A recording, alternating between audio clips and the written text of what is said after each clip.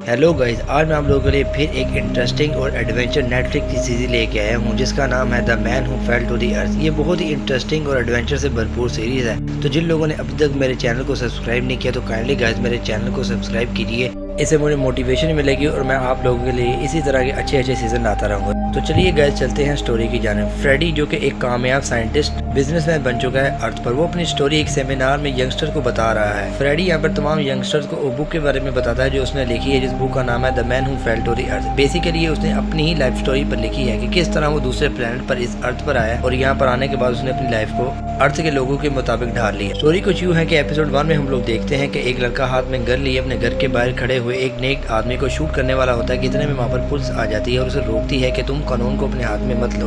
Police वो शख्स जो कि नेक्ड है जिसका नाम फ्रेडी है उसे वार्निंग देती है कि जितना जल्दी हो सके खुद को हमारे हवाले कर दो। और फ्रेडी को कुछ समझ नहीं आ रहा होता क्योंकि वो इस प्लेनेट का नहीं होता, समझ नहीं आ रहा होता कि लोग क्या कह रहे हैं। वो उसे उठाकर पुलिस स्टेशन में ले जाते हैं जहाँ पे वो फ्रेडी की काफी इंटेरोगेशन करते हैं, बट फ्रेडी को फिर भी समझ नहीं आता कि बेसिकली इस प्लेनेट के लोग उससे पूछना क्या चाह रहे हैं। वो पूछता है कि वो किस प्लेनेट पर है तो लेडी ऑफिसर उसे बताती है कि तुम हमारा टाइम ज़ाया मत करो, तुम एक इंसान हो और तुम्हें पता है कि तुम इस टाइम अर्थ पर हो। फ्रेडी सेमिनार में तमाम यंगस्टर्स को कहता है कि रैली उसे समझ नहीं आ रहा था कि पुलिस वाले से क्या पूछ रहे हैं। स्टोरी यहाँ बिल पास में चली जाती है जहाँ पे हमें एक लड़की जस्टिन दिखाई जाती है जो कि एक फैक्ट्री में काम करती है। जस्टिन के हस्बैंड की डेथ हुई 8 साल हो चुके हैं। वो अपने हस्बैंड को बहुत ज्यादा मिस करती है। जस्टिन की एक बेटी है जिसका नाम मोली है और उसके एक फादर है जो कि बहुत ज्यादा बीमार रहते हैं और वो मेंटली बहुत ज्यादा ही डिस्टर्ब रहते हैं, जिसकी वजह से जस्टिन ज्यादा वर्क करती है फादर अपनी बेटी के ड्रीम्स को पूरा कर सके। अगले सीन में हम लोग देखते हैं कि जस्टिन अपने फैक्ट्री ओनर की कंप्लेन करने की पुलिस स्टेशन पर आती है कि उसका बिहेवियर उनके साथ ठीक नहीं है, जहाँ पर उसकी मुलाकात फ्रेडी से होती है और जस्टिन से वो कहता है कि वो दूसरे प्लेनेट से आया है और वो एक एलियन है। जस्टिन से कहता है कि उसे अपनी स्पीशीज को जिंदा रखने के लिए एक लड़की की तलाश है जो उसकी मदद करेगी, क्या तुम मेरी मदद करोगी? तो जस्टिन कहती है कि मैं पहले ही बहुत ज्यादा परेशान हूँ और तुम एक संकी मुझे मिल गए हो, मेरा वक्त ज़ाया ना करो। और जस्टिन वहाँ से चली जाती है। और अगले सीन में हम लोग देखते हैं कि गाइस फ्रेडी एक सुपर स्टोर से कुछ सामान खरीदता है। उन सामान को जोड़कर वो एक अपने प्लेनेट पर मैसेज भेजने के लिए एक ट्रांसमीटर रेडी करता है जिसको लेकर वो सड़क पर खड़ा हो जाता है और अपने प्लेनेट पर ट्रांसमीटर के थ्रू सिग्नल सेंड और रिसीव करने की कोशिश कर रहा होता है कि इतने में वहाँ पर 2 चोर आ जाते हैं और उसे मारने पीटने लग जाते हैं और उससे उसका ट्रांसमीटर छीनने की कोशिश करते हैं। कि जस्टिन भी वहाँ से गाड़ी पर से गुजर रही होती है, वो इग्नोर करके जाना चाह रही होती है, बट वो देखती है कि फ्रेडी को कुछ लोग मार रहे हैं और उसके पास को ट्रांसमीटर से छीनने की कोशिश कर रहे हैं। तो वो फ्रेडी की मदद करती है, फ्रेडी की जान उन चोरों से बचा लेती है। फ्रेडी जस्टिन का शुक्रिया अदा करता है और कहता है कि वो इस ट्रांसमीटर के जरिए अपने प्लेनेट के लोगों से बात करने की कोशिश कर रहा है। तो जस्टिन फ्रेडी को अपनी कार में बिठा लेती है और जैसे ही कार में बैठता है वो देखता है कि वो एक इल्यूजन में चला जाता है जहाँ पर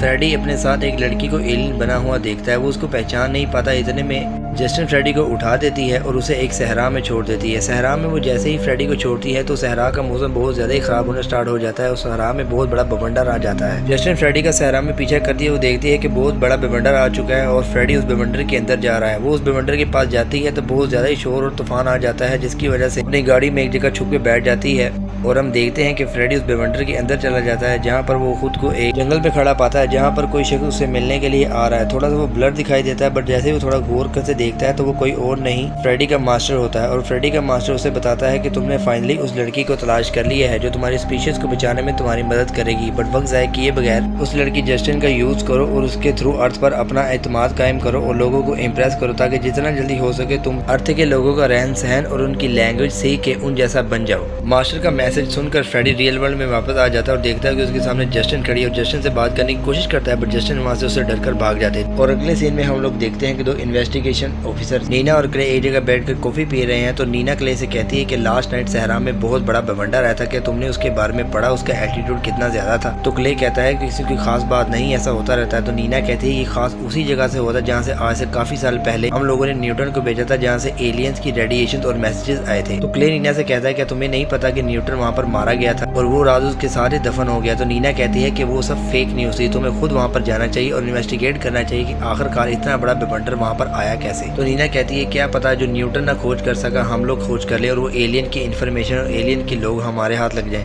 फ्रेडी जस्टिन की तलाश में पुलिस स्टेशन आ जाता है और वहाँ पर आकर लेडी कांस्टेबल को कहता है कि उसे एक लड़की की तलाश है जिसका नाम जस्टिन है। लेडी ऑफिसर फ्रेडी से पूछते हैं कि वो लड़की तुम्हारी क्या लगती है। तो हम लोग देखते हैं कि पुलिस स्टेशन में बहुत ज्यादा रेडिएशन है जिसकी वजह से फ्रेडी एलियन के अवतार में कन्वर्ट होने लग जाता है और अपना कंट्रोल खुद पर नहीं रख पाता और वहाँ से भागने की कोशिश करता है, बट पुलिस ऑफिसर उसे पकड़ लेते हैं। और अगले सीन में हम लोग देखते हैं कि पुलिस ऑफिसर जस्टिन को पुलिस स्टेशन में बुलाते हैं और कहते हैं कि तुम्हारी तलाश करते हैं, तुम्हारा कोई फ्रेंड पुलिस स्टेशन में आया है। और जैसे ही जस्टिन फ्रेडी को देखते हैं कि इससे पहले फ्रेडी कोई हरकत करे, वो पुलिस स्टेशन से बाहर ले आती है और फ्रेडी से पूछती है कि तुम्हारा मसला क्या है, तुम क्यों मेरे पीछे पड़े हो। तो फ्रेडी से बताता है कि तुम ही वो लड़की हो जो मेरी स्पीशीज को बचाने में मेरी मदद कर सकती है, और बताता है कि मैं एलियन हूँ और हमारे प्लेनेट पर एलियन बीमारी से मर रहे हैं, जिसकी वजह से मुझे अर्थ का रुख करना पड़ा।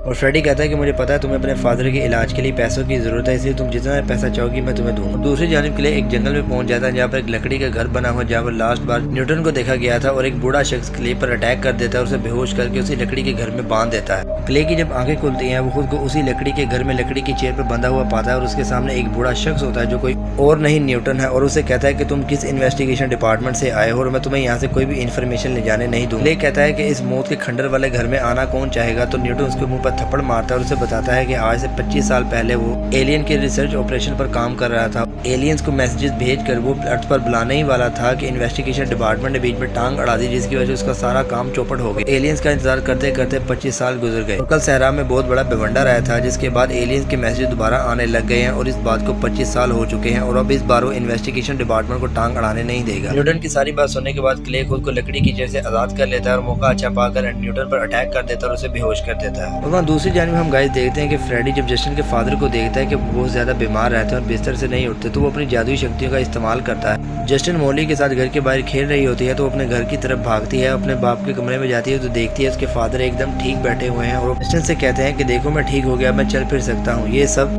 फ्रेडी की सुपर पावर्स की बदौलत है। और वो देखती है कि फ्रेडी एक साइड पर जमीन पर गिरा हुआ है और जिसकी बॉडी लगातार झटके खा रही है। सीन यहाँ से चेंज हो जाता है, तो गाइस हम लोग देखते हैं रेडिएशन डिपार्टमेंट के एम्प्लॉय पॉल अपनी बॉस को कह रहा है कि वो बहुत जल्द शहर में होने वाले बवंडर, उसमें निकलने वाले रेडिएशन के बारे में इतनी इन्फॉर्मेशन होगा, बहुत जल्द आगे उसके बॉस को देगा। और उसकी बॉस से कहती है जितना जल्दी हो सके तुम उस इन्फॉर्मेशन को सेमिनार में पेश करोगे, वरना तुम्हारी बहुत जल्द छुट्टी कर दी जाएगी। और गाइस दूसरी जान में हम लोग देखते हैं कि फ्रेडी की बॉडी में से बहुत सारा वेनम लिक्विड निकलना स्टार्ट हो जाता है, और देखते ही देखते बहुत सारा वेनम लिक्विड उसकी बॉडी में से निकल जाता है और एग्जॉस्ट फैन के रास्ते से बाहर चला जाता है, जिसकी वजह से फ्रेडी की तबीयत ठीक हो जाती है। जस्टिन को लेकर एक सहरा में आ जाता है और अपने मुंह में से बहुत ज्यादा ताकत और रेडियो एक्टिव कीस्टोन निकालता है, जिसमें बहुत ज्यादा ऊर्जा और इलेक्ट्रिसिटी होती है। और वह जस्टिन को कहता है कि मैं तुम्हें बताऊंगा कि ये रेडियो एक्टिव कीस्टोन कैसे काम करता है। और उस सहरा में बंद पड़ी मशीन में जैसे ही उस ऊर्जा से भरे हुए कीस्टोन को मशीन में रखता है, तो वो बंद पड़ी मशीन चलने लग जाती है और जस्टिन रेडियो एक्टिव कीस्टोन की पावर से बहुत ज्यादा इंप्रेस हो जाती है। और दूसरी जन्म हम लोग देखते हैं कि गाइस क्ले अभी भी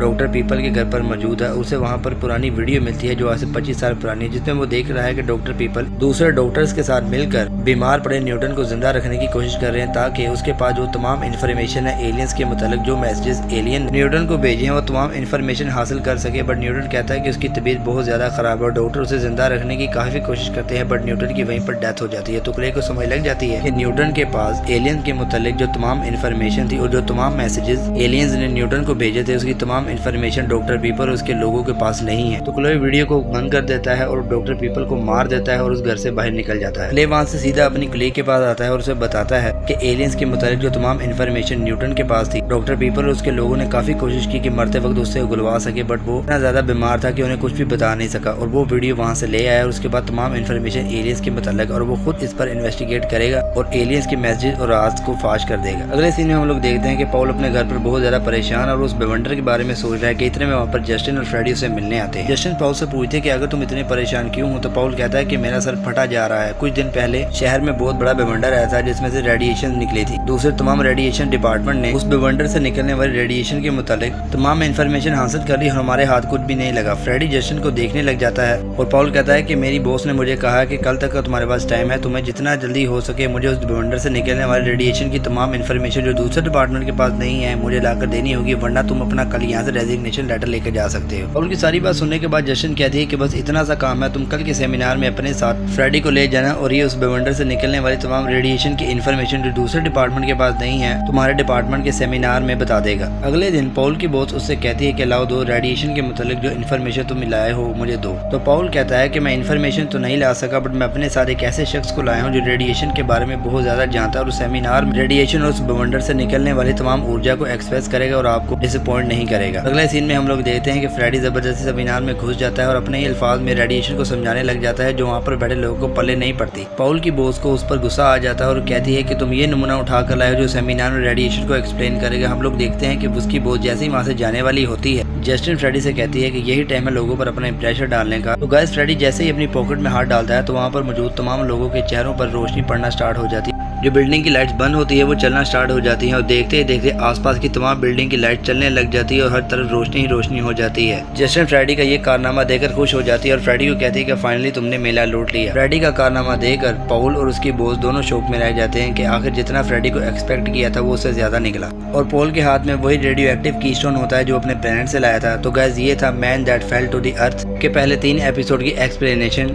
तो गाइस एट द एंड आप लोगों से फिर रिक्वेस्ट है कि चैनल को आप लोगों ने सब्सक्राइब कर देना है, वीडियो को कर देनी है लाइक और कमेंट सेक्शन में अपना फीडबैक जरूर दीजिएगा। मिलेंगे न्यू वीडियो में न्यू एक्सप्लेनेशन के साथ, तब तक के लिए गुड बाय।